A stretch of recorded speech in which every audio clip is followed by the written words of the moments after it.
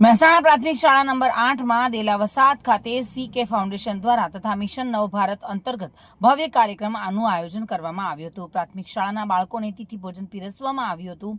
આ કાર્યક્રમમાં બાળકોને વિવિધ પ્રકારનું જ્ઞાન આપવામાં આવ્યું હતું। મિશન નવ ભારત અંતર્ગત ભારતના ઉજ્જવળ ભવિષ્ય એવા બાળકો સાથે મોજ મસ્તી અને જ્ઞાન પીરસવામાં આવ્યું હતું। બાળકોમાં કેવા પ્રકારની રુચિ છે તે પણ નવ ભારત મિશન દ્વારા જાણવાનો પ્રયત્ન કરવામાં આવ્યો હતો।